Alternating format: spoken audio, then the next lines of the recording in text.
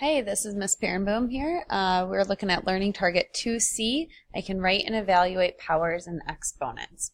So today we're mostly going to be focusing on how do we undo a power or an exponent. And so let's start thinking about inverse operations.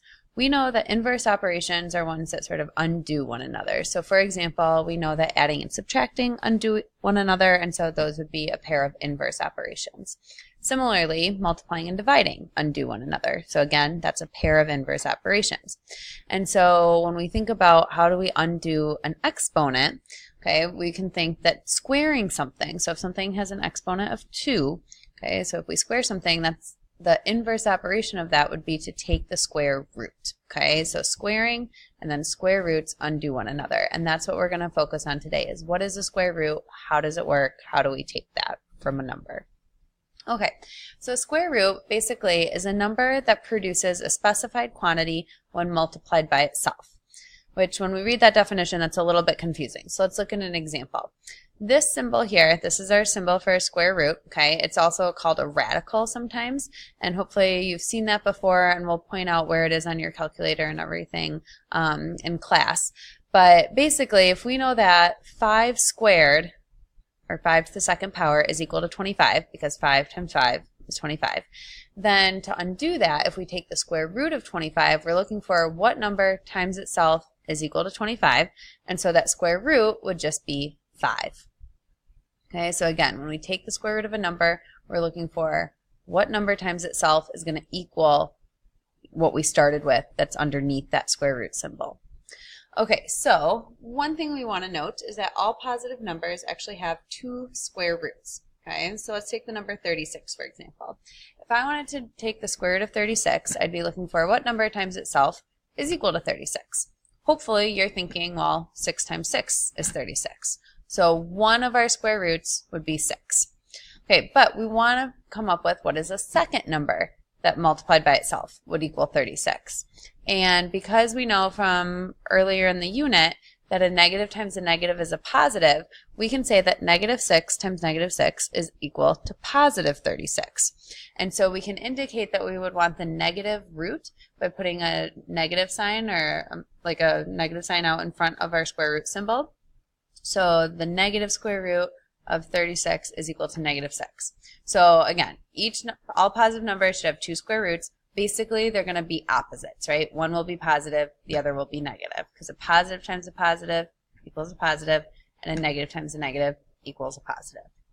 Okay, so let's look at a couple more. I want to find the 2 square roots of each number here. So 49, okay, so if I want the square roots, I'm thinking what number times itself is equal to 49. So one of my square roots would be positive 7, and my other square root would be negative 7. And again, we can indicate which one we want based on either not having anything written in front of the square root symbol or putting a negative in front to indicate the negative root. All right, the 2 square roots of 16, so what number times itself is equal to 16? That would be 4 or negative 4. And I'm going to have you guys write down what you think the answer is to this next one. So what would be the 2 square roots of 100? All right, hopefully you said positive 10 and negative 10, because 10 times 10 is equal to 100, and negative 10 times negative 10 is equal to 100. Okay, so all those numbers that we just looked at are examples of what we call perfect squares. Perfect squares are numbers that have an integer as its square root. And when we say integer, remember that means it's going to be either a whole number or their opposites. So basically no decimals, no fractions. It's like a whole number, but it could be positive or negative.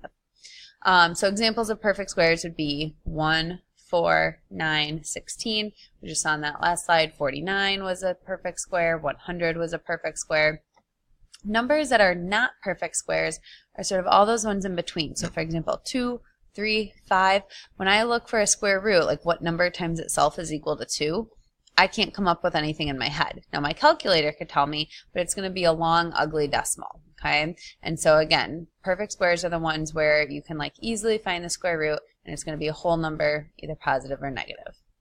Okay, so here is a list of perfect squares, okay, all the way up to 16 squared. So the perfect squares are the ones listed in purple here. So 1, because the square root of 1 is 1. 4, because the square root of 4 is 2.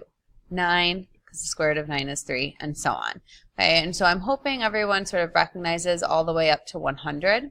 Okay, and then these ones that are listed beyond that, those are good ones to start to recognize. So some of you guys might know those already. If not, again, they're going to come up fairly often, because when we do square roots and things, typically we're going to pick ones that actually have a nice square root for you, at least for right now. And so again, the faster that you sort of recognize those and then associate it with its square root, just the easier it'll be for you.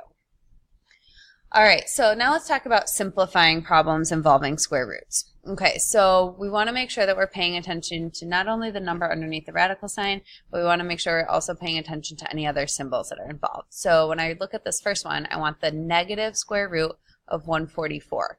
So what number times itself is equal to 144? And also I want to make sure that I'm looking for the negative root. So I know that 12 times 12 is equal to 144. So if I want the negative square root, I'm going to say this reduces or simplifies to negative 12. Square root of 121.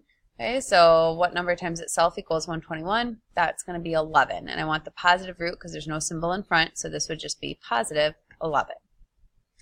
For these next two, now there's some other stuff going on. I've got an addition sign, but I want you to look at the difference between these two problems.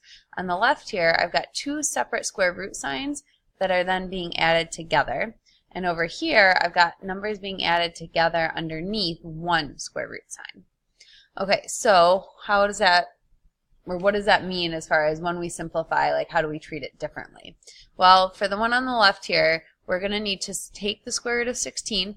We're going to need to take the square root of 100, and then the last thing that we'll do is we'll add them together. So we'll take the separate square roots, then find the sum. Now I know the square root of 16 would be 4, because 4 times 4 is 16. And I know the square root of 100 is 10, because 10 times 10 is 100. So I simplify this to now be 4 plus 10, which then adds up to a total of 14.